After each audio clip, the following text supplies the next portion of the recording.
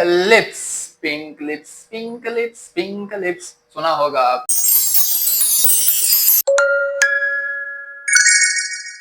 Oral Fisher यानी mouth opening के through अब हम जाएंगे अंदर और ओरल कैविटी को करेंगे एक्सप्लोर एक नए अंदाज में। एक नया अंदाज क्या, वही पुरानी बातें होगी, लेकिन उसको थोड़ा सा घुमा फिरा के और थोड़ा सा मिर्च मसाला लगा के पेश करेंगे तो आपको आप बोर भी नहीं होंगे और आपके यहाँ पे नॉलेज भी घुसेगा।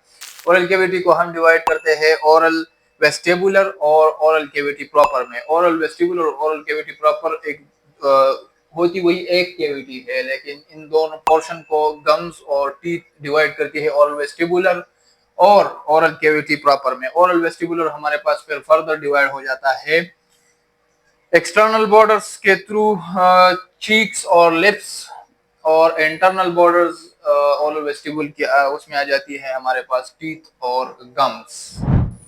Lips, pink lips, pink lips, pink lips सुना होगा आप। लिप्स को अगर हम देखें तो ये आउटसाइड पे हमारे पास अलग किस्म के टिश्यूज होते हैं, इंटरनल साइड पे अलग किस्म के टिश्यूज होते हैं। इस वजह से आउटर साइड लिप्स का एक जैसे दिखता है और इंटरनल दूसरे जैसे दिखता है। इन दोनों को डिवाइड करता है ट्रांजिशनल जोन।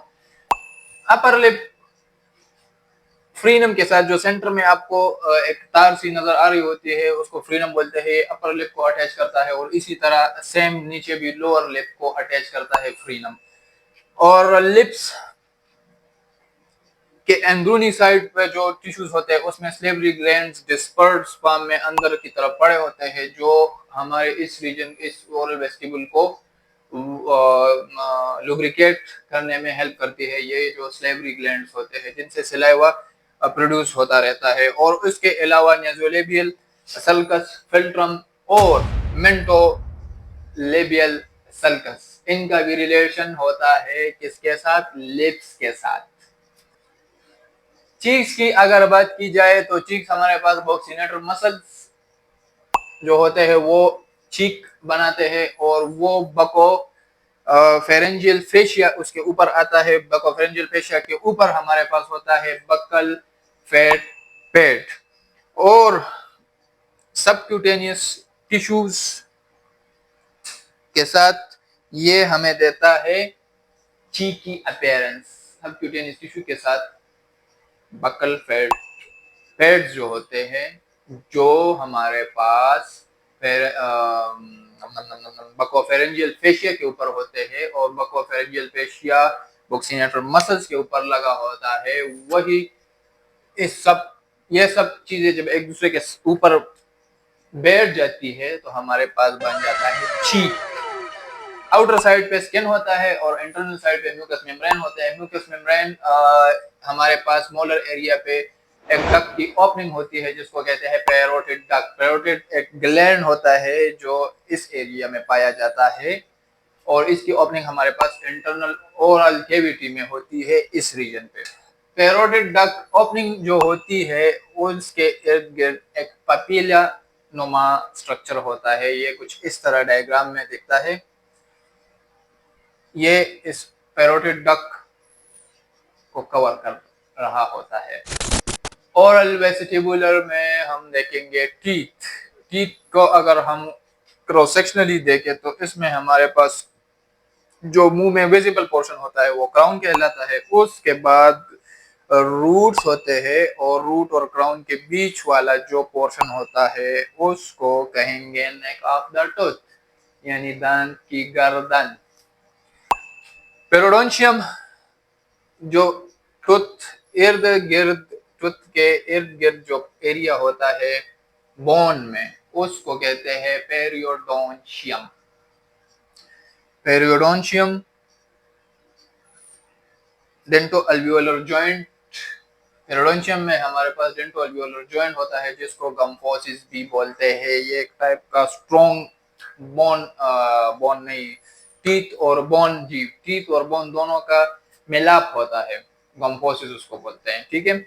और उसके बाद पेरियोडोंशियम के बाद बात करेंगे पल्प की। पल्प हमारे पास लूज कनेक्टिव टिश्यू होते हैं जो के सेंसेशंस को लेके जाता है। जो लोग कहते हैं ठंडा लग गया, गर्म लग गया, वही सेंसेशन यही पल्प लेके जा रहा होता है ऊपर ब्रेन को मैसेज के थ्रू। और उसके बाद रूट कैनाल्स जो है ना, ये पल्प कैनाल्स के थ्रू एक नैरो ट्यूब, एक नैरो कैनाल होती है, उसको रूट कैनाल बोलते हैं, और एपिकल फोरामेन के थ्रू ये अंदर टूथ में घुस जाता है। जिस बोरिंग हो गया यार, टूथ कंप्लीटली बोरिंग हो गया। एपिकल फोरामेन उसके थ्रू नर्व आया और नर्व कैनाल के थ्रू ऊपर चला गया, और सेंसेशन वही जो है वो ब्रेन की तरफ लेके जा रहा होता है। इसको कहते हैं क्या कहते हैं, पेरिडोन्शियम, और पेरिडोन्शियम के बाद पल्प, और पल्प के बाद रूट कैनाल, और रूट कैनाल के बाद फोरामेन ओपनिंग, यानी फोरामेन ओपनिंग को बोलते हैं। उसके बाद डेंटिन, एनामल और सीमेंटम। डेंटिन हमारे पास जो टूथ का बल्क होता है उसको डेंटिन बोलते हैं।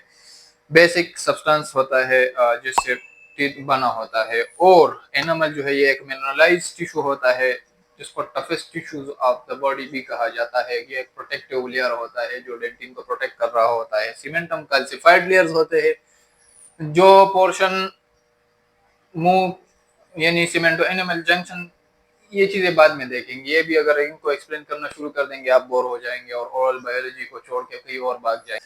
क्लिनिकली गम्स को हम डिवाइड करते हैं अल्वियोलर म्यूकस मेम्ब्रेन और गम्स प्रॉपर में। अल्वियोलर म्यूकस मेम्ब्रेन थोड़े से मूवेबल होते हैं, और सब म्यूकोजल लेयर कनेक्टिव, सब म्यूकोजल कनेक्टिव टिश्यू पाए जाते हैं। गम्स प्रॉपर जो है ये थोड़े से फर्म अटैच होते हैं। मूव इनको करना थोड़ा सा मरीज के लिए मुश्किल होता है, डेंटल सर्जन के लिए क्या मुश्किल, डेंटल सर्जन तो इसके साथ खेलता रहता है। और ये गम्स प्रॉपर जो होती है ये पेरियोस्टियम के साथ अटैच होती है, जिसकी वजह से इसमें मूवमेंट थोड़ी सी कम होती है बनिस्बत इसके दूसरे टाइप के अल्वियोलर म्यूकस मेम्ब्रेन के बनिस्बत इसमें मूवमेंट थोड़ी सी कम होती है। एनाटॉमिकली हम गम्स को डिवाइड करते हैं जिंजाइवल पेपिला, जिंजाइवल मार्जन्स, ये आ गए मार्जन्स, और जिंजाइवल सल्कसिस, ये हमारे पास जिंजाइवल सल्कसिस हो गए।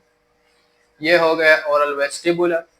और oral proper, oral cavity proper को पढ़ने के लिए हम देखेंगे दूसरी वीडियो, जो या नीचे पड़ी होगी या ऊपर पड़ी होगी, कहीं ना कहीं पे पड़ी होगी, आप देख लो, उसमें आपको समझ आ जाएगा कि ओरल वेस्टिबल तो ये हो गया, और ये ओरल केविटी प्रॉपर जो है वो क्या बला है।